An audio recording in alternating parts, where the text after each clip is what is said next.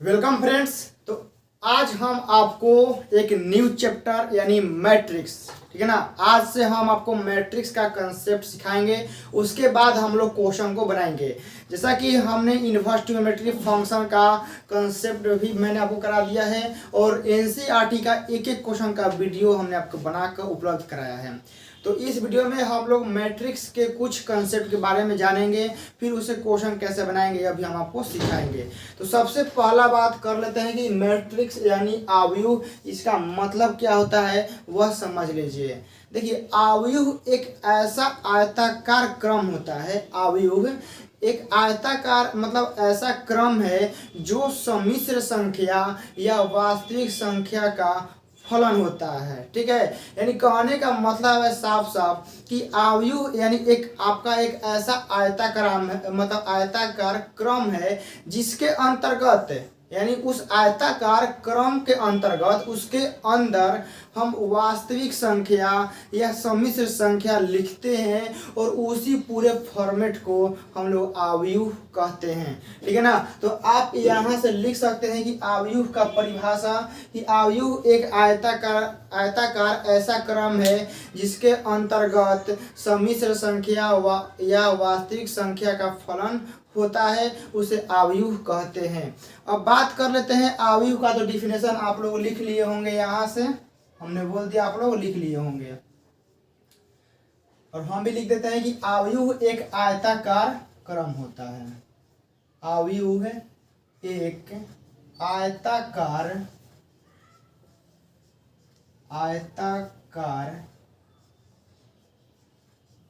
क्रम होता है जो सम्मिश्र, ठीक है ना, जो सम्मिश्र संख्या। अब आप लोगों के माइंड में एक बात चल रहा हो, सम्मिश्र संख्या मतलब क्या होता है। सम्मिश्र संख्या मतलब होता है कि जो आप 11th में आई वाला नहीं पढ़े हैं, आयोटा, तो जो आयोटा के फॉर्मेट में आता है ना, उसी को सम्मिश्र संख्या कहते हैं। तो जो सम्मिश्र संख्या या वास्तविक संख्या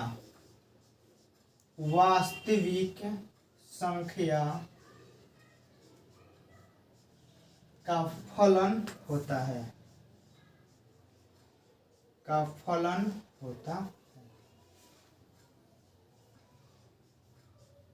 ठीक है। आप इसको अंग्रेजी वर्णमाला के बड़े अक्षर से सूचित कर सकते हैं, ठीक है ना। यह भी आप लिख सकते हैं यहाँ से, ठीक है, कि इसको अंग्रेजी वर्णमाला के बड़े अक्षर से सूचित करते हैं।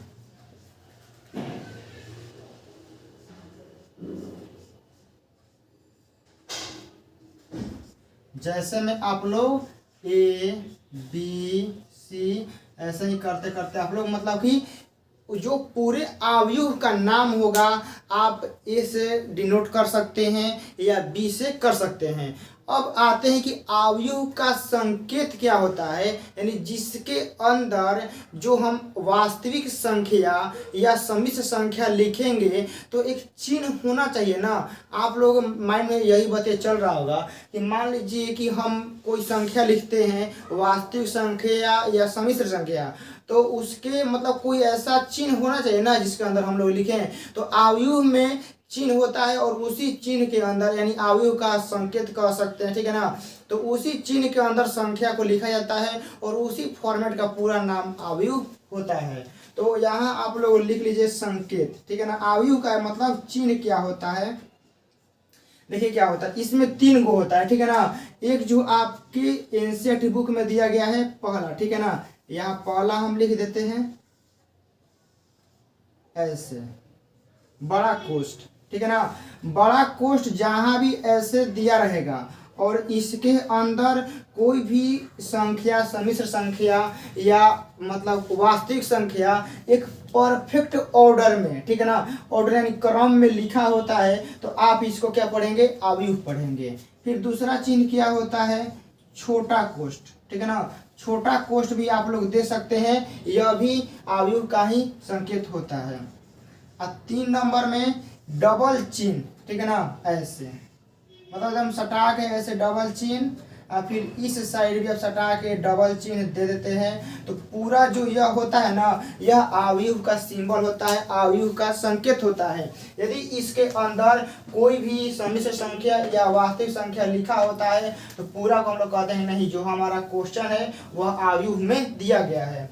या छोटा कोष्ठ के अंदर दिया रहता है तो भी हम कहते हैं नहीं कि यह अवयव का क्वेश्चन है। जो यह डबल लाइन हमने पढ़ा है, यह डबल लाइन भी आपके अवयव का चिन्ह मतलब डिनोट करता है, और इसके अंदर हम समिश्र संख्या या वास्तविक संख्या लिखते हैं। अब लिखने के लिए देखिए इसमें क्या होता है कि इसमें कुछ डिफाइन किया जाता है, रो और कॉलम, ठीक है ना। पंक्ति, रो का मतलब होता है पंक्ति और कॉलम का मतलब होता है स्तंभ, ठीक है ना। यानी इस अवयव में हम कोई संख्या लिखेंगे तो उसको रो और कॉलम में काउंट किया जाता है कि एक रो में कितने अवयव हैं और एक रो में कौन कौन अवयव है, ऐसे कुछ काउंट होता है, तो उसको हम लोग समझेंगे। लेकिन सबसे पहले आप क्या कीजिए ना कि जिस तरह हम आपको लिखवाए हैं उस तरह आप अपने पहले नोटबुक में इसको लिखिए, और उसके बाद हम लोग चलते हैं रो कॉलम के बारे में हम लोग समझते हैं। तो आइए अब हम लोग को समझना है कि किसी अवयव में जो रो होता है यानी जो पंक्ति होता है यानी जो कॉलम यानी स्तंभ, इसको हम लोग कैसे पहचानेंगे, आखिर यह क्या होता है, पूरा समझते हैं। तो आप लोग बाबू देखिए रो के बारे में सबसे पहले आपको बता देते हैं। रो का हिंदी होता है पंक्ति, ठीक है ना। रो का हिंदी क्या होता है, पंक्ति। कॉलम का हिंदी होता है स्तंभ। इसको अच्छे से समझिएगा, ठीक है ना। अब देखिए क्या है ना कि जो पूरा आप लोग अवयव यानी मैट्रिक्स पढ़िएगा तो आपको देखिए रो और कॉलम के बारे में अच्छे से जानकारी होना चाहिए कि हाँ कौन सा रो मतलब यह फर्स्ट रो है कि सेकेंड रो है, यानी जो यह अवयव है किस मतलब कि रो या कॉलम का है। यानी पूरा कहेंगे ना कि मैट्रिक्स का जो एक बेस है वो रो कॉलम पर आधारित है, इसमें आपको कोई भी परेशानी नहीं होना चाहिए। देखिए जो रो होता है ना वो एक पंक्ति के टाइप का होता है, मतलब ऐसे, ठीक है। अवयव में जब भी आपको मान लीजिए कोई अवयव देगा तो आपको ऐसे लाइन में चेक करना है, ऐसे लाइन आपके मतलब कि उस चिन्ह के अंदर ऐसे लाइन जितने बनेंगे वह आपका टोटली रो होगा, ठीक है ना। यानी मान लीजिए कि उस चिन्ह के अंदर ऐसे लाइन आप खींचे, 3 गो लाइन बन रहा है तो मतलब कि उस अवयव में आपका 3 गो रो है। यदि कॉलम की बात करें तो कॉलम बाबू ऐसे होता है खड़ा पाई, ठीक है ना। कॉलम देखिए इसको हम लोग बोलते हैं रो, ऐसे यदि रहता है तो इसको हम लोग बोलते हैं कॉलम, ऐसे खड़ा पाइए। देखिए कॉलम मतलब कलम, कलम के जैसा ऐसे खड़ा रहेगा तो इसको हम लोग बोलेंगे कि यह जो है कॉलम में है।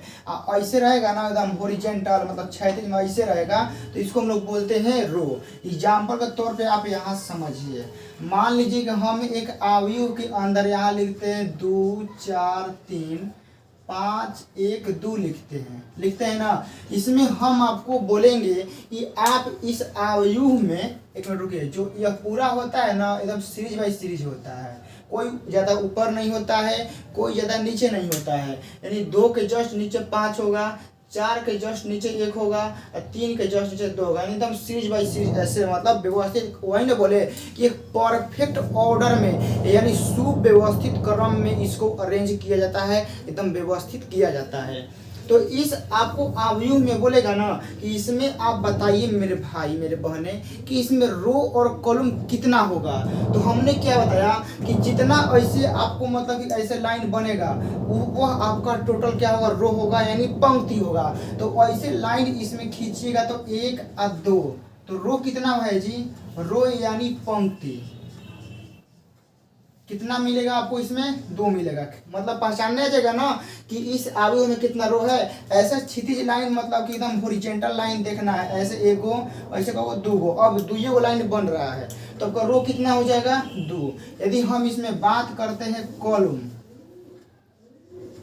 कॉलम यानी स्तंभ, स्तंभ की संख्या कितना है इसमें, देखिए कॉलम मतलब क्या बोले कि ऐसे कॉलम खड़ा पाई करके, मतलब ऐसे कॉलम खाड़ करके ऐसे आप लोग को चेक कर लेना है। देखिए तो ऐसे देखिए इसमें खींचेगा तो 1 पाई, फिर 2 पाई, फिर 3 गो, सॉरी कितना हो गया, 3 गो हो गया ना। तो इसमें आपको कॉलम कितना मिलेगा, 3 गो, ठीक है ना। तो ऐसे जो लाइन होता है ना इन्हीं को बोलते हैं कॉलम। जो इसे हॉरिजॉन्टल लाइन होता है ना, क्षैतिज रेखा, इसको हम लोग बोलते हैं पंक्ति। तो आप लोग समझ गए होंगे कि जो कॉलम होता है, जो रो होता है, कैसे पहचानते हैं। अब यहां से देखिए बाबू आता है कोटि, जो कि बहुत ही ज्यादा इंपॉर्टेंट है। कोटि मतलब ऑर्डर, ठीक है। कोटि मतलब क्या होता है, ऑर्डर। अब ऑर्डर या कोटि को डिफाइन कैसे करेंगे वह समझिएगा। देखिए जो किसी भी अवयव का निर्माण होता है ना, तो उस अवयव के निर्माण की जो सारी जानकारी देता है वह हमारा कौन देता है, कोटि ही देता है, ठीक है। यदि किसी अवयव का आपको कोटि पता है ना, तो आप बता सकते हैं कि उस अवयव का जो निर्माण हुआ है वह कितने रो और कितने कॉलम से हुआ है।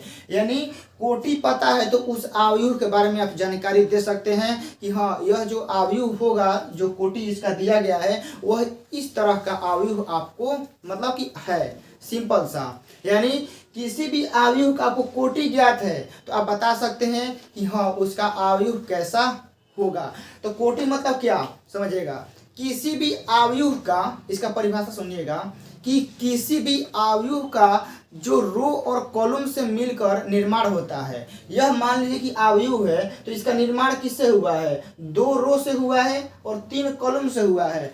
तो जिस भी अवयव का निर्माण रो और कॉलम से होता है ना, तो उसी रो और कॉलम को गुना करने पर जो हमें रिजल्ट प्राप्त होता है उसी को हम लोग कहते हैं कोटि। और कोटि का जानकारी मतलब होता है कि पूरे रो और कॉलम, यानी उस अवयव में कितना रो है कितना कॉलम है, बस यही बताता है। तो आप यहां से इसका परिभाषा लिख सकते हैं कि किसी अवयव है, ठीक है ना, किसी अवयव में यदि m रो है, ठीक है ना। m रो कहने का मतलब है कि m की जगह पे कुछ भी हो सकता है, 2 गो मतलब पंक्ति, 3 गो पंक्ति, 4 गो, मतलब m का मान आप कुछ भी आपको दे सकता है। तो हम m लिखे हैं, यानी किसी अवयव में m रो होगा और n कॉलम होगा, n कॉलम हो तो उस अवयव का, ठीक है ना, उस अवयव का कोटि, कोटि बराबर क्या होता है, m गुना n। यह याद रखिएगा, जो अवयव का कोटि होता है वह आपका क्या होता है, m गुना n। अब कुछ लोग यहाँ से क्या करते हैं ना कि m गुना n को गुना करके लिख देते हैं, वैसा मत कीजिएगा। जब आप गुना करके लिख देते हैं ना तो वह आपको बताता है कि इस अवयव में इतने अवयव हैं। यहाँ आपको गुना नहीं करना है, वैसे ही लिखना, मतलब कि आपके जो एनसीईआरटी का बुक है या केसी नाग बुक है या कोई भी अदर बुक है तो कोटि को वैसे ही लिखेगा m गुना n। तो m मतलब क्या होता है ना, आपका रो की संख्या, यानी उस अवयव में रो कई गो है। n का मतलब है कि उस अवयव में कॉलम कितना है, बस यह बताता है।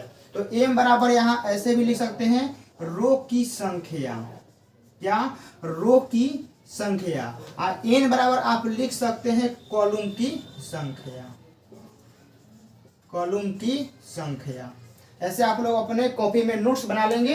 अब आप लोग बताइए कि इस अवयव का कोटि कितना है, ठीक है ना। आप लोग सोचिए जो हमने अभी यहाँ अवयव लिखा है 2 4 3 5 1 2, तो इस अवयव का कोटि कितना है। तो कोटि मतलब क्या होता है, m गुना n, यानी रो गुना कॉलम। तो इस अवयव में रो कै गो है, 2 गो, कॉलम कै गो है, 3 गो। तो कोटि को क्या लिख सकते हैं, 2 गुना 3, ठीक है ना। अब जो कोटि होता है किसी अवयव का वह यहाँ ही डिनोट किया जाता है। तो ध्यान दीजिएगा कि इसको गुना करके मत लिखिएगा, ठीक है ना। गुना यदि कर देते हैं तो आपके अवयव में total of elements, in total of मतलब कि जो आप sorry total in number of elements, यानी उस अवयव में अवयव की संख्या कितना है वह बता देता है, ठीक है। तो यहाँ से आप लोग नोट कर सकते हैं। यहाँ से अवयव का कोटि, अवयव की कोटि, अवयव का कोटि कितना होता है, m गुना n। अवयव का जो अवयव होता है, अवयव का कुल अवयव, तो गुना कीजिएगा तो क्या हो जाएगा, m n। मतलब कि इसको गुना करने पर जो रिजल्ट आएगा वह आपका हो जाता है अवयव। यदि गुना नहीं कीजिएगा तो वह आपको डिनोट करता है कोटि। यानी हम कोटि, यहाँ देखिए, यहाँ समझिए, यदि हम कोटि लिखते हैं इसका, तो इसका कोटि क्या लिखेंगे, रो की संख्या गुना कॉलम की संख्या, यानी 2 गुना 3, यही आपका कोटि हो जाएगा, गुना नहीं करना है। यदि ऐसे ही छोड़ देते हैं आपका कोटि हो जाएगा। यदि आप 3 दूनी 6 लिखते हैं तो यह जो 6 आएगा वो बताएगा कि जो आपका मतलब सारणिक है, सॉरी सारणिक नहीं, जो अवयव है इसमें आपका मतलब 6 गो अवयव है। गिनिए कैसे, 1 2 3 4 5 6, ठीक है ना। तो गुना कर दीजिएगा तो आपका टोटल एलिमेंट्स काउंट हो जाएगा कि हाँ कितना इसमें है। तो यदि अवयव की बात करते हैं टोटल, ठीक है ना, यहाँ लिख देते हैं कुल अवयव, कुल अवयव तो कितना हो जाएगा, 3 दूनी 6। तो गुना कर दीजिएगा तो आपका अवयव मिल जाएगा टोटल कई गो है। यदि गुना नहीं कीजिएगा तो सिंपल सा वह कोटि को डिनोट करता है कि उस अवयव का कोटि कितना है, ठीक है। तो अवयव का कोटि भी आप लोग समझ गए कि m गुना n लिखते हैं। m मतलब होता है रो की संख्या, n मतलब होता है कॉलम की संख्या, ठीक है। तो अब देखिए, अब यहाँ से पूरा हमने अवयव के बारे में पूरा जानकारी आपको दे दिया है कि अवयव का मतलब क्या होता है, अवयव का कोटि क्या होता है, रो क्या होता है, कॉलम क्या होता है। और सबसे मेन पॉइंट जानते हैं अवयव में दो, मतलब कि अभी तक जो हम पढ़ाए हैं उसमें आपका रो और कॉलम है कि रो पहचानने आ गया ना और कॉलम पहचानने आ गया ना, समझिए कि आप आधा मैट्रिक्स सीख गए हैं। और कोटि को ध्यान से m गुना n ही लिखिएगा, जो पहले होता है वो रो की संख्या होता है, जो बाद में होता है कॉलम की संख्या होता है। अब जो नेक्स्ट वीडियो में हम लोग पढ़ेंगे अवयव के अवयव कैसे निकालेंगे, ठीक है ना, अवयव के अवयव का चिन्ह क्या होता है उसको हम लोग समझेंगे, और अवयव का जोड़ घटाव, ठीक है ना, पूरा हम लोग समझेंगे बारीकी से आपको। तो बस आप लोग वीडियो अच्छे से देखते रहिएगा और नोट्स जरूर बनाते रहिएगा, क्योंकि जब क्वेश्चन बनवाएंगे ना तो वहाँ आपको कंसेप्ट की मतलब की हेल्प लेना ही पड़ेगा। तो मिलते हैं उसी वीडियो में, तब तक आप लोग अच्छे से मेहनत कीजिएगा, ठीक।